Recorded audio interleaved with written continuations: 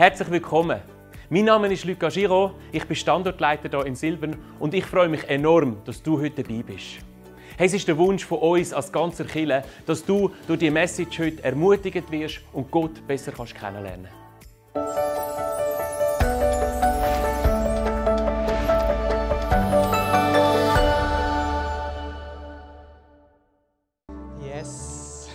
Hey, ich freue mich riesig, da zu sein und das erste Mal im 11.15 Gottesdienst predigen. Und nicht einfach nur das erste Mal da predigen, sondern auch eine neue Serie starten mit einem riesengroßen und coolen Thema. Und zwar geht es heute um das beste Buch der Welt. Und ich darf euch vorstellen, das beste Buch der Welt. Wir haben hier ein sehr altes Exemplar, das am Luca gehört, aus dem Jahr 1716, also wirklich schon sehr, sehr, sehr alt. Und ich habe mir heute Morgen, als ich es hier angetragen habe, von seinem Büro wirklich überlegt, soll ich jetzt so die Bibelverse aus dem vorlesen und irgendwie so halbs versuchen. Ich habe mich dann dagegen entschieden aus zwei Gründen. Ich glaube, es wäre einfach schwer zum Heben. Und die mich kennen, ich bin ein bisschen tollpatschig, die Chance, dass es runtergeht und kaputt geht, ist irgendwie bei 102%. Darum habe ich mich entschieden, dass ich es jetzt so lasse und einfach weiter aus der kleinen Bibel lese. Genau. Hey, wir Christen, wir sagen immer wieder, dass die Bibel das beste Buch der Welt ist. Aber ich glaube, wenn die Bibel wirklich das beste Buch der Welt ist, dann müssen wir das ja auch irgendwie beweisen können, dann müssen wir es irgendwie anschauen können. Und genau um das geht es heute Morgen. Wir schauen zusammen an, warum man der Bibel vertrauen kann. Ich möchte aber zuerst einsteigen in eine kleine Geschichte. Und zwar ist das im 18. Jahrhundert passiert. Es hat im 18. Jahrhundert einen sehr bedeutenden Philosoph und Autor gegeben. Und das war der Voltaire.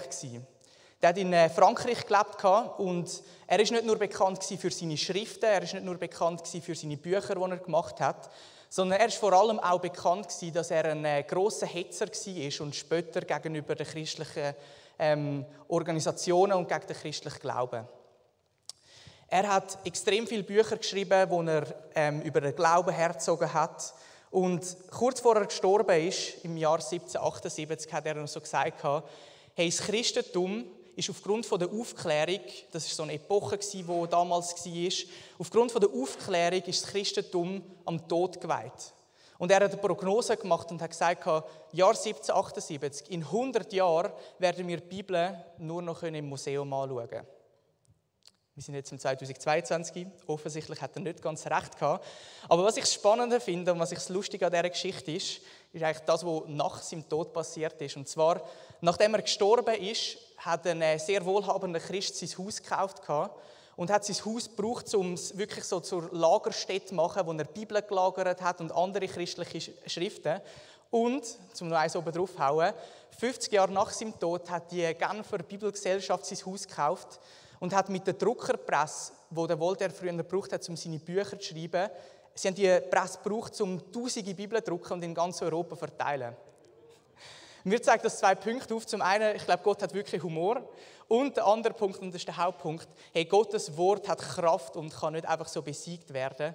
Es hat schon so viele Menschen gegeben, die haben versucht, die Bibeln zu vernichten, den Glauben zu zerstören. Aber hey, das Buch hat Macht und was dort drin ist, das ist lebendig. Und darum wollen wir genau in das auch einsteigen heute, in die neue Serie über die Bibel.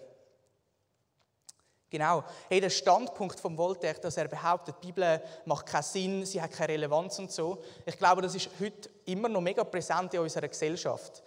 Gerade wenn man erzählt, man ist Christ, man liest die Bibel, man glaubt an Gott, dann wird man mega häufig belächelt. Mega häufig sagen die Leute so, was glaubst du doch an das? Also ich meine, es ist schon lange bewiesen, dass es Gott nicht gibt und so weiter. Wir werden immer wieder damit konfrontiert, dass Gott irgendwie abgewertet wird und dass unser Glaube irgendwie so ein bisschen in den Dreck gezogen wird.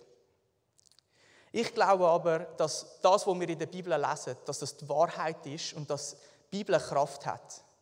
Und ich glaube auch, dass die Bibel für sich selber reden kann. Und darum möchte ich jetzt da gar nicht mehr länger einfach den Einstieg machen, sondern ich möchte mal mit euch zusammen anschauen, hey, was sagt die Bibel über sich selber? Wir lesen zusammen im 2. Timotheus Kapitel 3, Vers 16. Dort, der erste Teil vom Vers, dort steht, denn alles, was in der Schrift steht, ist von Gottes Geist eingegeben. Alles, was in der Schrift steht, ist von Gottes Geist eingegeben. Also mit Schrift ist die Bibel genannt, also alles, was in der Bibel steht, ist von Gottes Geist eingegeben. Der Paulus, der den Brief geschrieben hat an seinen Mitarbeiter, an Timotheus, der hat dort damit sagen, dass die Bibel nicht einfach menschlicher Ursprung ist. Wir kennen alle gute Bücher, es gibt auf dieser Welt tausende, Millionen gute Bücher. Aber er wollte sagen, hey, die Bibel ist mehr als das. Aber die Frage ist, was meint er, wenn er sagt, sie ist durch Gottes Geist eingegeben? Ich glaube, dass die Bibelstelle mega schnell zu einigen Missverständnissen führen kann. Ich möchte da so ein Missverständnis mal aufräumen, was der Paulus nicht meint und was häufig auch Leute glauben, irgendwie, dass es so gemeint ist. Der Paulus sagt nicht, dass irgendwie Leute einfach so an ein Pult gehockt sind und ein Blatt Papier vor sich hatten und dann so einen Stift in die Hand genommen hat und dann ist Gottes Hand gekommen und hat irgendwie so geführt, was sie schreiben sollen. Das ist nicht das, was der Paulus damit meint, sondern er meint, dass es einen Geist Gottes gibt und dass der in den Autoren den Willen Gottes quasi offenbart hat. Durch den Geist Gottes, oder wie wir ihn auch häufig nennen, den Heiligen Geist, ist es erst überhaupt möglich gewesen, dass sie den Willen von Gott verstehen und somit auch in der Bibel aufschreiben. Und das ist das, wo wir uns heutzutage darauf stützen können, wenn wir die Bibel lesen. Und genau das finde ich mega spannend. Hey, wenn jetzt einfach irgendwie ein Engel gekommen wäre und uns so ein Buch angegeben hätte, ich glaube, auch wenn es Gottes Wort ist, es hätte irgendetwas anderes in uns ausgelöst. Aber die Bibel ist von Menschen geschrieben worden. Wir können mit Sicherheit sagen, dass es von über 40 Autoren geschrieben worden ist. Und das Spannende ist, wenn man die Bibel liest, dann sieht man, hey, die Menschen haben eben nicht einfach Wort für Wort diktiert, was Gott ihnen gesagt hat, sondern sie haben das wiedergegeben, was sie in ihrem Herzen hatten durch den Geist Gottes. Und zwar haben sie das geschrieben in ihren eigenen Worten. Wir haben Autoren, die gebildete Menschen waren, wir haben einfache Leute gehabt, und das sieht man auch mega in der Bibel. Hey, die Individualität der Bibel ist durch das Wort, durch die Bibel mega, mega mächtig und mega sichtbar. Und ich finde das so cool, dass wir nicht einfach ein Buch haben, das von A bis Z von der gleichen Person geschrieben worden ist, wo alles genau gleich ist, sondern wir sehen eben, Gott hat verschiedene Menschen gebraucht. Einen einfachen Handwerker und einen gebildeten Arzt, er hat alle Menschen gebraucht, um seinen Willen niederzuschreiben und seinen Willen anzubringen. Und obwohl es so viele verschiedene Menschen waren, hat es eine Kernaussage in diesem Buch und eine Wahrheit in diesem Buch. Und die bleibt gleich, egal wer es geschrieben hat. Die Kernaussage und die Lehre von unserem Glauben, vom christlichen Glauben, ist überall gleich. Und die Lehre und die Worte haben eine riesige Kraft. Das sage nicht jetzt einfach nur ich, sondern das ist mega spannend. Der Gandhi, das ist ein indischer Reformator und Freiheitskämpfer gewesen. Selber hat er nicht an Gott geglaubt, aber er hat eine mega spannende Aussage über die Bibel gemacht. Er hat gesagt, hey, ihr Christen habt in eurer Obhut ein Dokument mit genug Dynamit in sich, um die gesamte Zivilisation in Stück zu blasen, die Welt auf den Kopf zu stellen und dieser kriegszerrissenen Welt Frieden zu bringen. Aber ihr Christen geht damit um, als wenn es einfach nur ein gutes Stück Literatur wäre und sonst weiter nichts. Ich finde das ehrlich gesagt ein bisschen schwierig, dass so eine Aussage nicht von uns Christen kommt, weil wir sollten ja eigentlich kapiert haben, was das Buch für eine Kraft hat. Aber es hat eine externe Person gebraucht, die an das nicht geglaubt hat, um zu sagen, hey, euer Buch hat Kraft. Und ich glaube, was er da macht damit, ist auch ein bisschen ermahnen, hey, nehmt die Kraft an, braucht die Kraft. Weil die Bibel ist das einzige Buch, das die Möglichkeit hat, um die Welt komplett auf den Kopf zu stellen. Und die Bibel bestätigt das auch gerade selber. Wir lesen im Hebräer 4,12, dort schreibt der Autor, denn eines müssen wir wissen, Gottes Wort ist lebendig und voller Kraft. Das schärfste, beidseitig geschliffene Schwert ist nicht so scharf wie dieses Wort. Hey, was in der Bibel steht, das bringt Leben, das bringt Kraft, das bringt eine Dynamik. Und zwar nicht einfach, weil die Bibel Gottes Wort enthält, sondern weil die Bibel Gottes Wort ist, und zwar komplett und kompromisslos. Hey, die Bibel ist nicht einfach ein Buch, das irgendwelche menschliche Weisheit in sich hineinträgt, sondern die Bibel ist ein Buch, das göttliche, unendliche Weisheit in sich hinein hat. Und darum bin ich überzeugt und behaupte ich heute Morgen, dass die Bibel jedem weiteren Schriftstück, das es jemals gegeben hat oder noch geben wird, komplett überlegen ist. Und zwar, weil die Göttlichkeit, weil die Lebendigkeit und weil die Kraft dort drinnen vorkommt.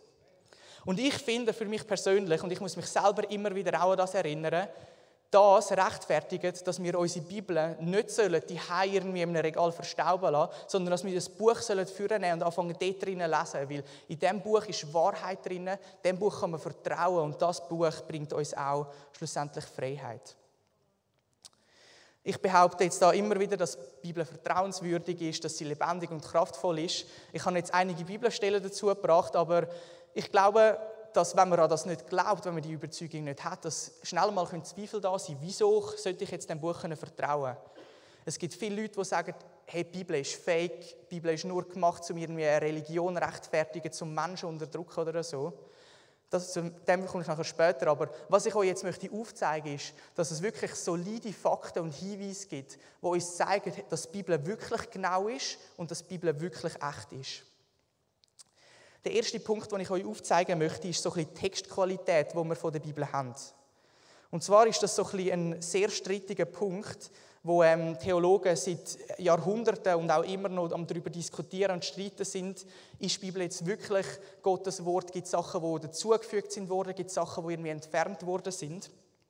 Und es gibt auch riesige Diskussionen, auch aus dem Grund, weil wir nicht halt den Urtext haben. Wir haben nicht das originale Dokument, das jetzt ein Paulus geschrieben hat. Und das führt immer wieder so ein bisschen zu diesen Streitpunkten. Aber ich möchte anhand von einer Geschichte euch erzählen, wieso wir der Bibel überhaupt vertrauen können. Wieso, dass eben die Texte genau sind. Und zwar ist es mega spannend. Es ist gar noch nicht so lange her, 1947. Also die meisten, die da sind, wir haben noch nicht gelebt. Aber trotzdem, wenn man so ein bisschen auf die Kirchengeschichte schaut, dann ist es noch gar nicht so lange her. Oh, das hat Menschen da aber schon gelebt. Hoppla. Auf jeden Fall ist ein kleiner Bub in Qumran ist er in einer Höhle am Spielen gewesen. Und hinter dem Stein hat er plötzlich so eine Schriftrolle, ganz alte, gefunden. Und ist ganz begeistert nachher zu seinen Eltern heimgerannt, hat ihnen gezeigt, hey, schau, was ich gefunden habe. Und die haben nachher relativ schnell gemerkt, wow, irgendetwas, das ist etwas Spezielles, das ist etwas Altes, das ist wertvoll. Und so haben sie ein paar Freunde aus ihrem Dorf mitgenommen, sind in die Höhlen gegangen und haben noch viel, viel mehr so Schriftrollen gefunden. Und das Spannende ist, nachher über wirklich diverse Umwege und Zufälle ist eine von diesen Schriftrollen in der Hand von einem israelischen Forscher, der Bibeltexte erforscht hat, gelandet. Und der hat plötzlich erkannt, hey, das ist nicht einfach nur ein altes Schriftstück, das irgendwie einen Wert hat, sondern das ist die Bibel, das sind alte Auszüge von der Bibel, die man bis jetzt noch nie gehabt hat. Er ist dann mit einem grossen Team aus Forschern dort angereist und sie haben insgesamt 11 Höhlen gefunden. Und in diesen 11 Höhlen über 900 Schriftstücke aus dem Alten Testament. Man hat dann angefangen, die Schriftrollen, die Papierfötzel, die man gefunden hat, erforschen und hat herausgefunden, dass sie aus einer Zeit ungefähr 200 vor Christus bis 68 nach Christus entstanden sind. Also sehr, sehr, sehr alte Texte und vor allem viel älter als die Grundtexte, wo man sich bisher darauf berufen hat. Und logischerweise hat man wissen, hey, wenn man jetzt so alte Texte hat, die ein Alter haben, wo unsere bisherigen Grundtexte um einiges übersteigen, dann muss man doch mal anfangen zu vergleichen. Hey, die Bibel, die wir heute haben, stimmt die überein mit diesen Texten von dort? Unter anderem hat man eine komplette Jesaja-Rolle gefunden, das ist ein Buch im Alten Testament.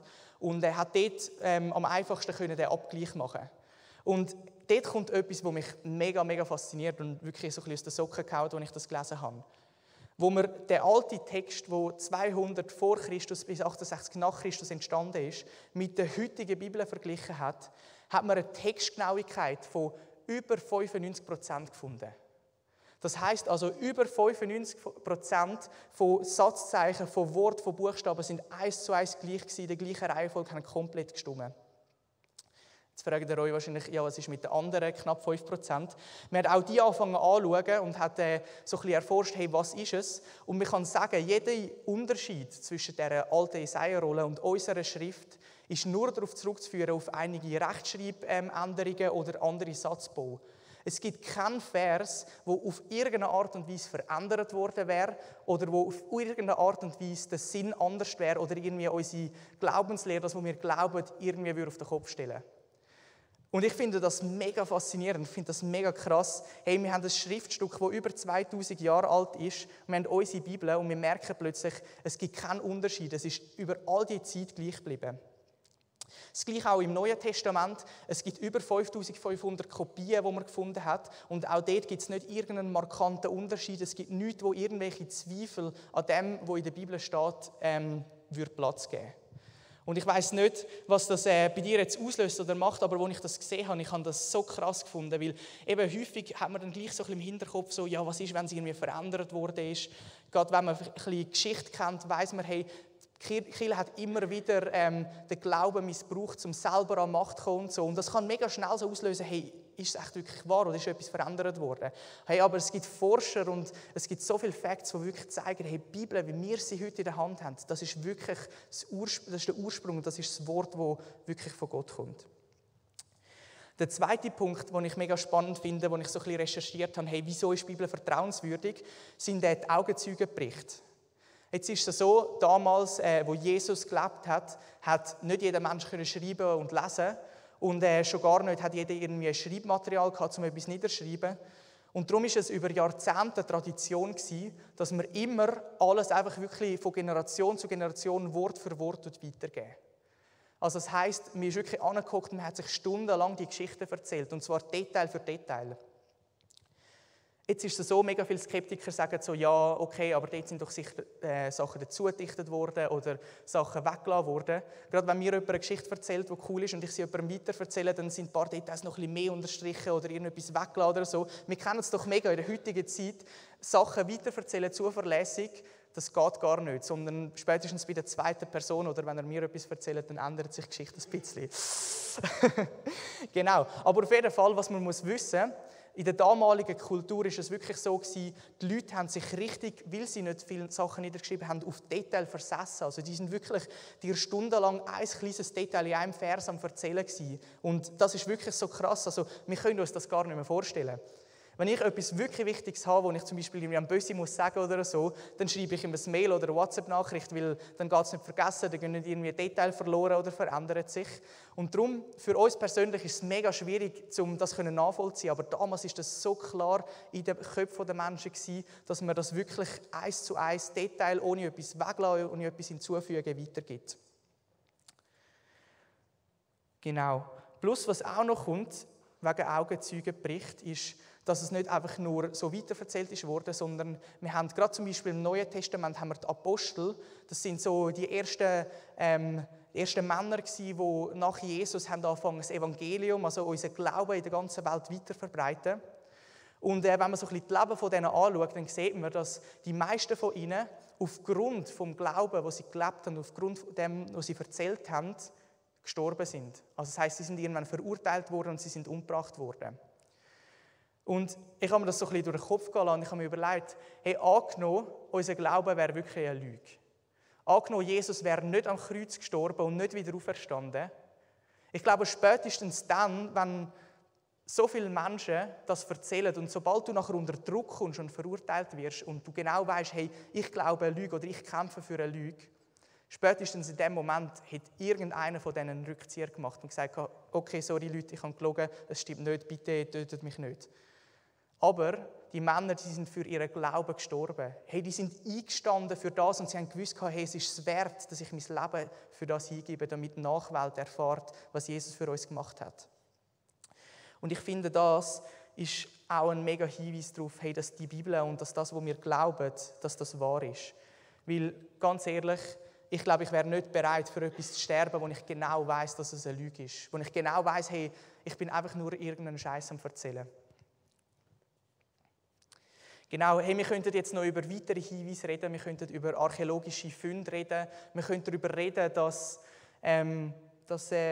Vorhersagen aus dem Alten Testament bewiesen wirklich passiert sind.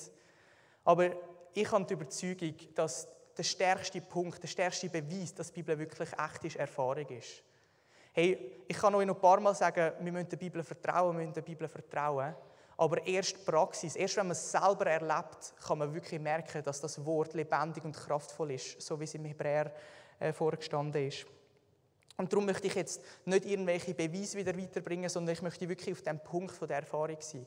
Und ich habe gerade vor ungefähr 2,5 Wochen etwas mega Schönes mit der Bibel erlebt. Es war eine mega stressige Zeit gerade und ich hatte einen ziemlich scheiß Tag gehabt.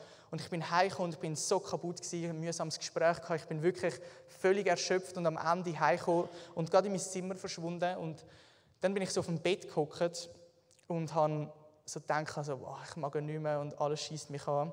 Und dann hat mich Gott leider daran erinnert, so, hey, du wirst doch in 2,5 Wochen etwas predigen, du wirst darüber predigen, dass mein Wort Kraft hat und so, wieso kommst du jetzt nicht in mein Wort, wieso liest du jetzt nicht die Bibel? Und ich habe so gedacht, Scheiße, ich will lieber etwas auf Netflix schauen. Und ich bin ganz ehrlich, es ist mega häufig, dass ich nicht Lust habe zum Bibel lesen, dass es Momente gibt, wo es mich anschießt und ich keine Lust habe. Aber auf jeden Fall habe ich dann die Bibel vorgenommen und ich habe angefangen zu lesen und ich habe Jesaja gelesen und dort steht, hey, Gott schenkt der Erschöpften Kraft, also der Erschöpfte schenkt der Kraft und der Schwachen gibt er wieder Kraft, dass sie stark sein können. Hey, und als ich das gelesen habe, hat sich in mir plötzlich etwas angefangen zu verändern. Ich habe gemerkt, wie so eine Freudigkeit zum einen zurückkommt, dass eine Kraft zurückkommt, dass eine Energie zurückkommt und ich bin so mega im ersten Moment so gewesen, okay, krass, was soll das jetzt und so. Es ist wirklich so aus dem Nichts rausgekommen, ohne irgendwelche andere äußeren Umstände, ohne dass ich irgendwie 12 Stunden geschlafen habe oder irgendwie etwas Gutes gegessen habe oder so, sondern einfach nur durchs Lesen in seinem Wort ist die Kraft wieder zurückgekommen. Und genau das meine ich, wenn ich rede von der Praxis, von der Erfahrung. Hey, wenn wir eintauchen in sein Wort, dann erleben wir automatisch, dass es lebendig ist, dass es kraftvoll ist. Ich weiss jetzt nicht, was du denkst. Vielleicht denkst du, wow, was für ein Spinner da, was er da erzählt.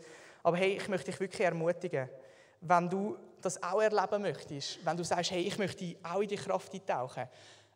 Es kann nicht passieren, wenn unsere Bibel weiter im Regal steht, sondern es kann erst passieren, wenn wir unsere Bibel vornehmen, wenn wir eintauchen in das Wort, wenn wir es als Wahrheit nehmen und wenn wir anfangen zu glauben, was dort drinnen steht.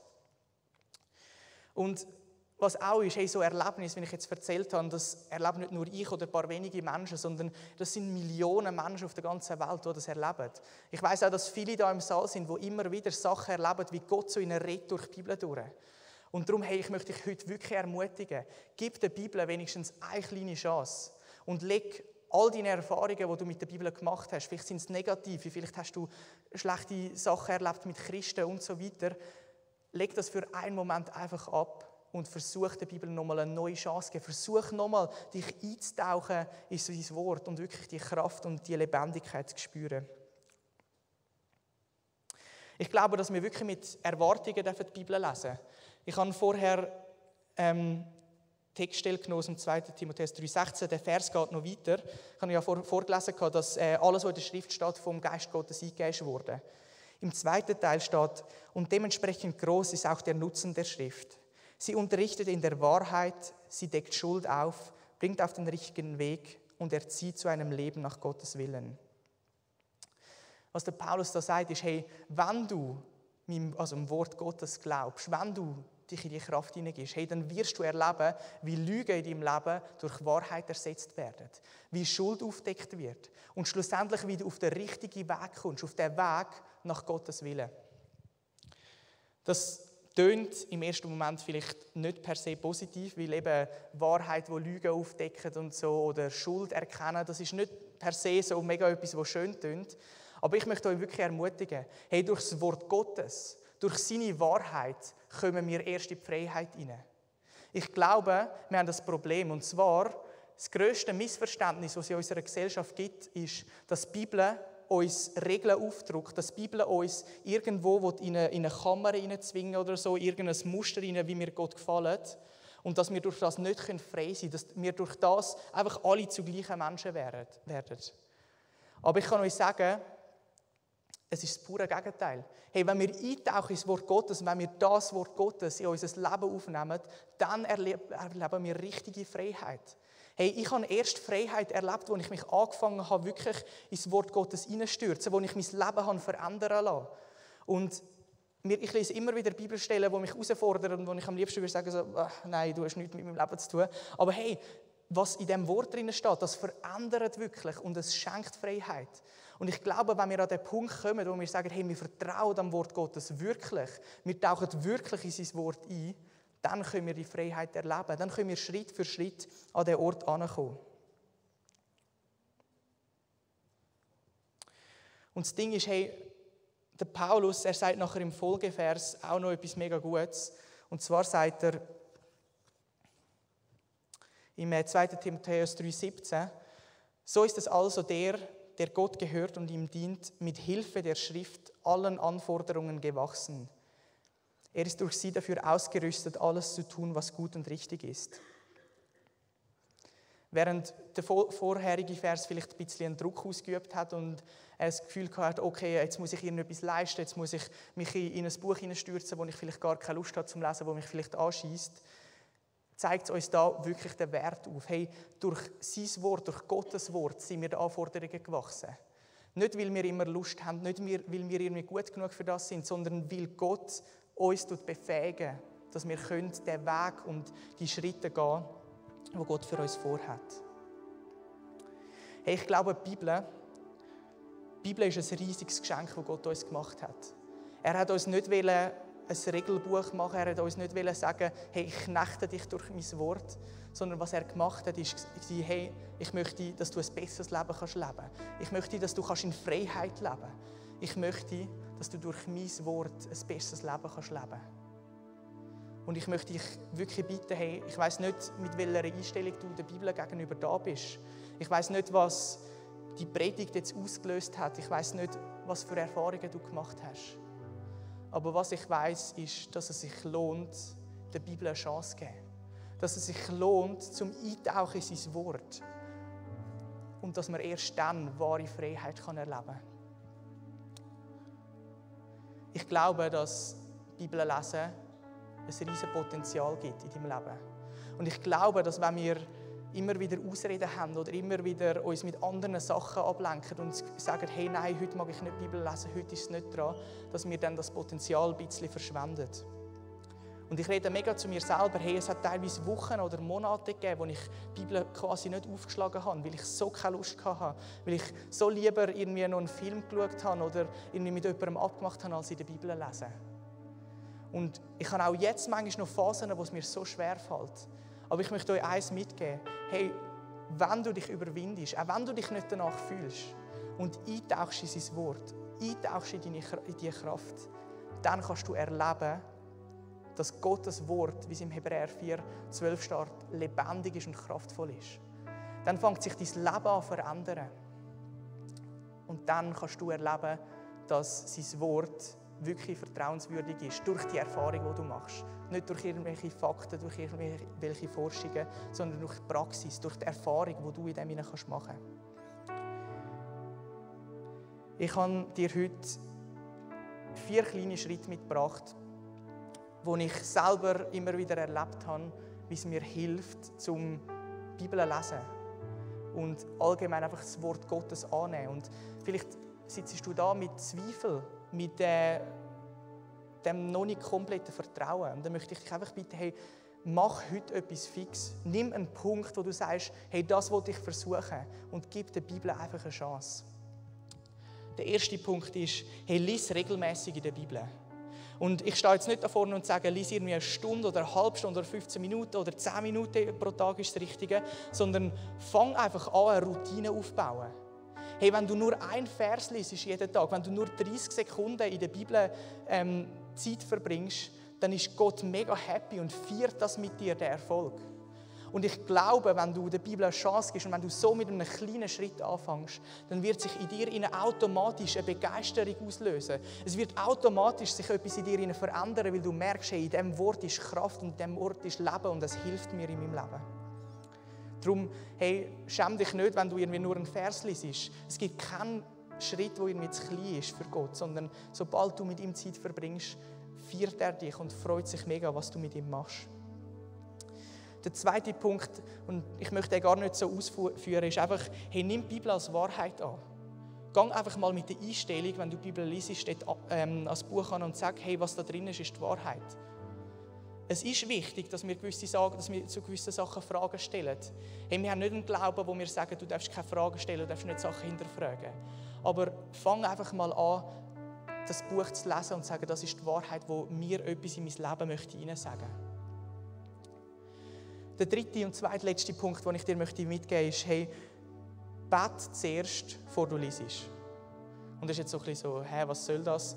Hey, ich glaube, dass Gebet eine mega Kraft hat. Und ich glaube auch, dass Gebet immer so ein bisschen ein Eingeständnis vor Gott ist so, hey, ich kann es nicht ohne dich. Ich kann mich nicht motivieren ohne dich. Ich kann nicht verstehen, was du mir in mein Leben möchtest reinreden ohne dich. Hey, und wirklich geh ins Gebet, sag Gott, hey, egal was ich heute lese, red irgendetwas in mein Leben hinein. Mach irgendetwas mit dem Wort, das ich lese. Und ich habe es schon ein paar Mal gesagt, hey, sein Wort ist lebendig und hat Kraft und es wird in dein Leben hineinreden. Und vielleicht, wenn du das erste Mal die Bibel liest, wird sich noch nichts verändern.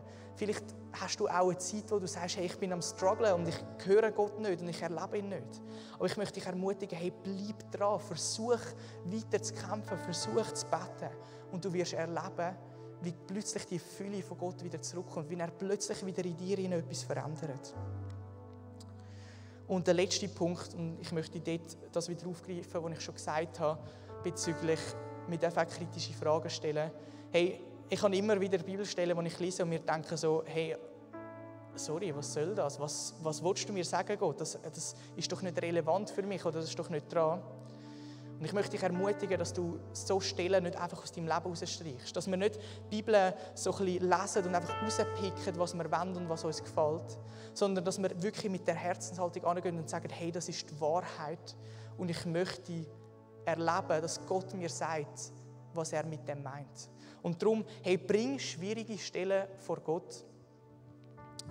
Ich habe es schon viel erlebt, dass ich Sachen nicht verstanden habe und ich hätte es wegwerfen können, habe ich auch viel gemacht.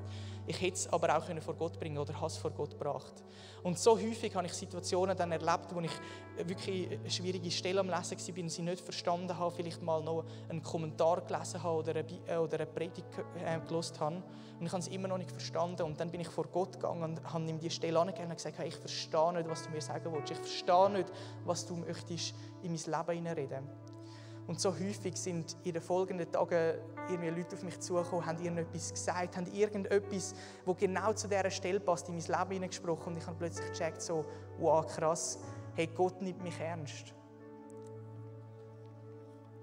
Hey, ich weiss nicht, was deine Meinung oder dein Stellenwert, also was die Bibel für einen Stellenwert in deinem Leben hat. Ich weiss auch nicht, was das jetzt bei dir ausgelöst hat. Ich glaube, man kann nicht einfach sagen, hey, vertraue, sondern Vertrauen braucht Zeit, Vertrauen braucht Erfahrungen. Und darum ich möchte dich wirklich ermutigen, hey, gib der Bibel eine Chance, dass sie das Vertrauen rechtfertigen kann. Nimm die Bibel vor und fang an zu lesen. Hey, wenn es ein Vers ist, ich glaube wirklich und ich bin überzeugt, dass Gott in dein Leben wird hineinreden wird. Auch wenn du nur ein Vers am Lesen bist, auch wenn du nur ein bisschen dran bist. Hey, aber das Buch hat so viel Kraft, das Buch ist so lebendig und das Buch ist so viel mehr als alles andere, was wir uns damit füllen können. Auf eurer rechten Seite wird jetzt ein Ministry-Team stehen. Und ich möchte dich wirklich ermutigen, wenn du merkst, hey, es gibt irgendetwas, das mich zurückhält, irgendetwas, das in mir auslöst, dass ich der Bibel nicht vertrauen kann, dass ich Zweifel habe, dass ich keine Lust habe. Hey, mach heute etwas fest. Mach den Schritt, geh zum Ministry-Team, sie beten mega gerne für dich. Sie beantworten auch gerne Fragen beantworten. Oder wenn du allgemein noch nichts mit Jesus zu hast, noch nie etwas davon gehört hast, hey, geh dort an und sie nehmen sich wirklich sehr, sehr gerne Zeit, um mit dir über das zu reden. Hey, ich möchte als Abschluss einfach sagen, die Bibel sagt von sich selber und erhebt den Anspruch, dass sie lebendig ist und dass sie kraftvoll ist. Die Bibel sagt von sich selber, dass sie das einzige Buch ist, und die einzige Schrift ist, die heilig ist, die von Gott eingegeben ist. Und ich glaube, nicht einfach nur aufgrund von Fakten, aufgrund von Forschungsergebnissen, die man hat, sondern aufgrund von Erfahrung können wir wirklich sagen, ja, das Buch hat Kraft. Ja, das Buch ist lebendig. Jesus, ich danke dir von ganzem Herzen, dass du unsere Herzen öffnen tust. Und Herr, ich bitte dich wirklich, dass du dich offenbaren tust, dass du deinen Willen offenbaren tust durch die Bibel. Und Jesus, ich bitte dich, dass, wenn wir keine Lust haben, wenn wir unmotiviert sind, wenn wir so viel Ablenkung haben, dass wir immer wieder die Zeit haben, wo wir in dein Wort eintauchen, mit der richtigen Herzenshaltung. Und dass wir erleben und durch das es wirklich grosses Vertrauen gewinnen, um deinem Wort einfach zu vertrauen. Ich danke dir, Jesus, dass du immer wieder in unser Leben hineinredest, durch dein Wort. Und dass du lebendig bist, kraftvoll und dass wir dir vertrauen dürfen. Amen. Hey, danke, dass du heute dabei bist. Wir hoffen, dass du durch die Message Gott näher kommen konntest.